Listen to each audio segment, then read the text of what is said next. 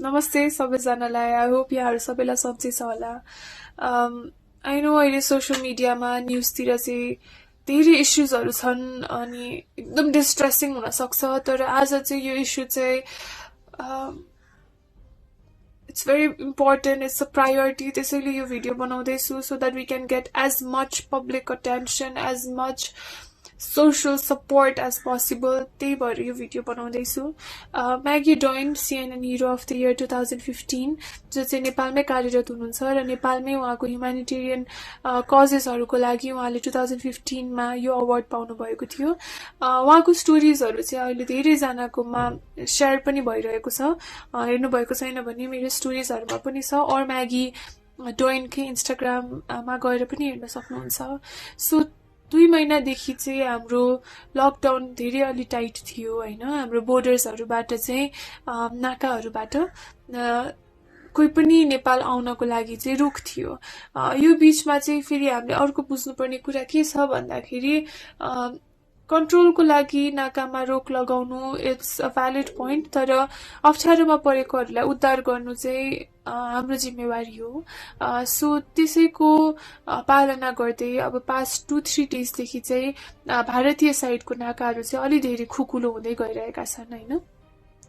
र अहिले चाहिँ लार्ज नम्बर्समा भारतीय साइडको हाम्रो बोर्डर्सहरूबाट चाहिँ नेपालीहरू चाहिँ धमाधम नेपाल छिर्दै हुनुहुन्छ। बसेसका बसेस 50 to 60 बसेस 100 बसेस होइन नेपाल छिर्दै हुनुहुन्छ, which is a very good thing because हामीले इभ्याकुएट गर्नुपर्ने थियो। हामीले रेस्क्यु इट्स सort अफ अ रेस्क्यु होइन राइट नाउ, किनकि उहाँहरूको जब छैन अहिले, उहाँहरूसँग कुनै सपोर्ट छैन र वर्ल्ड इकोनोमिक क्राइसिस हुँदाखेरि चाहिँ आफ्नै देशले हो लास्टमा गएर हेर्ने। तर वी अल्सो नो द्याट कोभिड-19 को क्राइसिसको बेलामा लार्ज नम्बरमा त्यसरी भिडभाड लागेर भित्र आउनु इट्स रियली अनसेफ र हाम्रो गाइडलाइनको विपरीत जान्छ।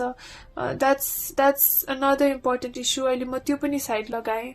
अहिले राइट नाउ हाम्रो मेजर कन्सर्न इमिडिएट एक्सन चाहिएको भनेको चाहिँ पानी र खानाको व्यवस्था। जति पनि नेपाली भित्र आउँदै हुनुहुन्छ नेपालभित्र, उहाँहरू चाहिँ लामो एउटा यात्रा तय गरेर आउनु भएको। they've been traveling for 5 days, for a week होइन।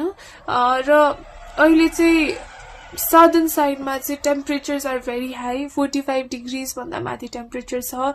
यति लामो बाटो ट्राभल गरेर आउनु भएको छ र कतै पनि उहाँलाई खानाको व्यवस्था भएको छैन। भारतीय साइडबाट हामीले एक्सपेक्ट गर्न पनि मिल्दैन। नेपाल पसिसकेपछि पनि कुनै पनि संयन्त्र छैन जसले चाहिँ उहाँहरूलाई खाना और पानीको व्यवस्था गरिदियोस्। र यो भाइरस फैलिनबाट रोक्नको लागि चाहिँ सिस्टम के छ भन्दाखेरि पैसा भए पनि उहाँहरू ओर्लेर केही पनि किन्न पाउनुहुन्न, which is a very valid measure. त्यो गर्नै पर्ने कुरा हो। सो पैसा भए पनि उहाँले 5 दिनसम्म खाना किन्न पनि पाउनु भएन, कसैको थ्रुबाट सहयोग पनि भएन र पानीको पनि व्यवस्था भएन। अब इमेजिन होइन 5 डेज हप्ता दिनसम्म ट्राभल गरेर 45 डिग्रिज भन्दा बढी टेम्परेचरमा वी वर ट्राभल्ड इन बसेस होइन। हामीलाई थाहा छ गर्मी हुँदाखेरि कति डिफिकल्ट हुन्छ, उकुस मुकुस हुन्छ। एउटा बसमा 60 जना प्लस मान्छे त्यसरी कोचिएर आउँदाखेरि without food and water, I'm putting focus on this time and again, without food and water it's a very difficult situation. एकदमै गाह्रो सिचुएसन छ र जस्ट टु एम्पथाइज, जस्ट आफूलाई त्यो पोजिसनमा राखेर हेर्नुहोस् होइन। तिर्खा लाग्दा मान्छेलाई कति गाह्रो हुन्छ र कुनै पनि तर्फबाट हेल्प नपाउँदाखेरि आफूलाई कति गाह्रो हुन्छ। Just imagine once. सो म्यागीको स्टोरी हेर्दा थाहा पायो everybody there is begging for water. हामीलाई पानी दिनुहोस्, that's their only demand right now. Give us food पनि होइन, give us water. We just want water. हामीलाई पानी चाहियो right now. We want to drink water, just पानी। That's the main issue right now. अनि त्यति ठुलो कुरा त होइन जस्तो लाग्छ। We can solve it right. I mean त्यस्तो लाचार त छैनौँ नि त हामीहरू। र अहिले प्रब्लम अर्को के भयो भन्दाखेरि संक्रमण सर्ने डरले चाहिँ नि जो पनि गएर पानी दिन पनि मिलेन। एउटा प्रपर च्यानल हुनु पर्यो होइन, एउटा मेजर एउटा प्रपर प्लानको थ्रुबाट एक्जिक्युसन हुनु पर्यो सो म्यागीसँगको कुरा गर्दाखेरि द फर्स्ट थिङ इज उहाँ त्यहाँ गइसकेपछि she saw the situation she try to bring light into it र प्रदेश सरकारसँग पनि she had a really long meeting र हाम्रो प्रदेश सरकार कर्णाली प्रदेशको सरकार का मन्त्रीहरू आफै पनि कर्णालीको नाकामा गएर they saw the situation and they realised okay this is important I am sure that realised it before तर जे कुरा पनि देखिसकेपछि अझै धेरै you can feel the problem so त्यो भयो सो दे आर ट्राइङ है I am not trying to blame game anyone मैले गभर्मेन्टले गरेन यो गरेन त्यो गरेन भन्न खोजिरहेको छैन तर म्यागीलाई हिजो हामी राति 11:30 बजीसम्म कुरा गर्दै थियौँ राति 12 बजी फोन आएछ I want to remind you उहाँहरू दिनभरि पानी र खाना पुऱ्याएर बेलुका घर फर्किसक्नु भएपछि राति 12 बजी फोन आयो फ्रम प्रदेश सरकारको थ्रुबाट कोही रिप्रेजेन्टेटिभले कल गर्नुभयो होला हामीलाई 5000 वटा बोतल पानी चाहियो भनेर नाकाहरूमा she was out of it हामीसँग सकिसक्यो अब हामी जे थियो सबै बाँडिसक्यो हामीसँग अहिले छैन भनेपछि अब के गर्ने भनेपछि कर्णाली प्रदेश अब टेन्डरमा जानुपर्ने भयो 5000 बोतल पानी किन्नको लागि हामी टेन्डरमा जानुपर्ने भयो मान्छे तिर्खाइरहेछ अब टेन्डरको प्रोसेस कति लामो हुन्छ यहाँलाई थाहै छ होला सो हाम्रो सिस्टममा केही खोट देखियो कि राइट नाउ हामीसँग 3 tiers अफ गभर्मेन्ट छ म्युनिसिपालिटी छन् प्रोभिन्स छन् हामीसँग सेन्ट्रल गभर्मेन्ट छ फेडरल गभर्मेन्ट छ तर यो संरचना चाहिँ 2.5 वर्ष मात्र भयो हामीले फर्म गरेको it's like a new born baby के बच्चै छ यो संरचना र यो संरचनाले कहिले पनि यो लेभलको क्राइसिस देखेको छैन It has never seen such crisis र पेपरमा it looks fine system looks fine सबै कुरा पर्फेक्ट देखिन्छ तर प्रब्लम पर्दा सिडिओ का जाँदा नगरपालिका जाऊ भनिन्छ नगरपालिका जाँदा प्रदेशमा जाऊ भनिन्छ प्रदेशमा जाँदाखेरि we want to help but we don't have enough funds भनिन्छ कर्णाली प्रदेश आफैमा पनि it's one of the weakest किनकि उहाँहरूको आफ्नो इन्कम चाहिँ त्यो प्रदेशबाट एकदमै थोरै छ so they really have to depend on the federal government र उहाँहरूलाई चाहिँ it's really challenging they are trying their level best तर यो लेभलको क्राइसिस चाहिँ उहाँहरूले पनि they have never tackled it before र फन्ड छैन भनौँ भने फेडरल गभर्मेन्टमा including all the international and national grants and loans हामीसँग $1.2 billion just imagine how big an amount that is $1.2 billion चाहिँ हामीसँग छ राइट नाउ त्यो निकासा गर्नको लागि चाहिँ पोलिसी बन्नुपर्छ फेरि गभर्मेन्ट लेभलमा कस्तो हुन्छ भन्दा हरेक पोलिसीलाई निहालेर हेर्नुपर्छ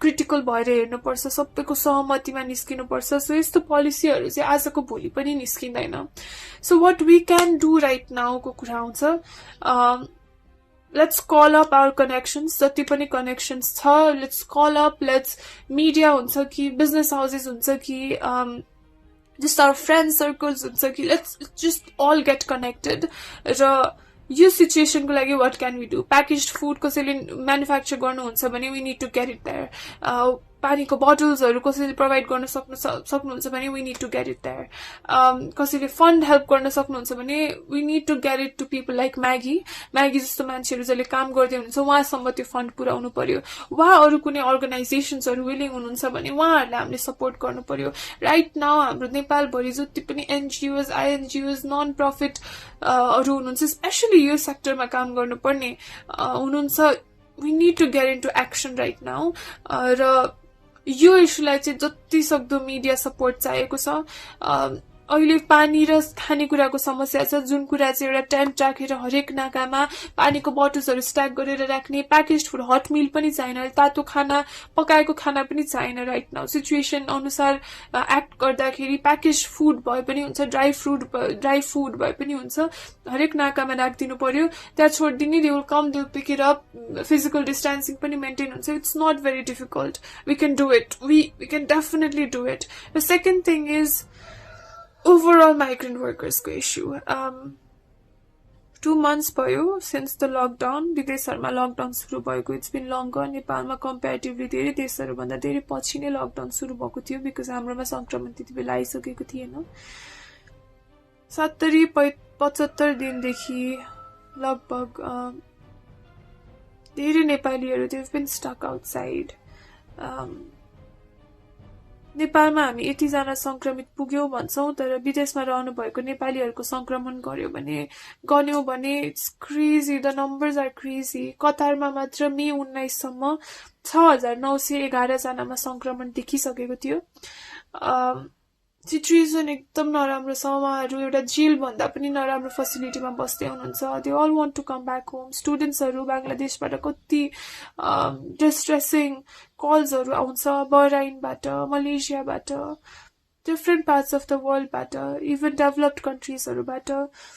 प्लिज रेस्क्यू अस, हामीलाई इभ्याकुएट गरिदिनुहोस् भनेर many people are in dire need right now. 12,000 जति मान्छेलाई आम माफी पनि भइसक्यो भन्नाले जेलमा रहनु भएका नेपालीहरू विदेशमा जो चाहिँ भर्खर छुट्नु भएको छ. they don't have any place to go. देश फर्किनु भन्दा बाहेक विकल्पै छैन र कति जना पैसा तिर्न पनि तयार छौं भन्नुभएकाहरूले पनि हामीले एड्रेस गर्न सकेका छैनौं. न्यूजहरू पढ्दाखेरि थिंग्स आर ह्यापनिङ, हामीले इनिसिएसन लिँदै छौं भन्ने न्यूजहरू आउँछ. बट आई थिंक अलि लेट भयौं के हामीहरू to address this situation. अलि धेरै नै लेट भयौं. अझसम्म पनि विदेशबाट नेपाल ल्याउनको लागि एउटा पनि प्लेन भित्रिसकेको छैन र क्वारेन्टाइन फेसिलिटिजहरू हेर्यो भने डर लाग्दो छ. म त्यस्तो ठाउँमा कहिले बस्न सक्दिन थिए to be very honest. Nepal गरिब देश हो, यु कान्ट एक्सपेक्ट मच भन्ने कमेन्ट्सहरू आउलान् तर like I said $1.2 billion just for COVID-19.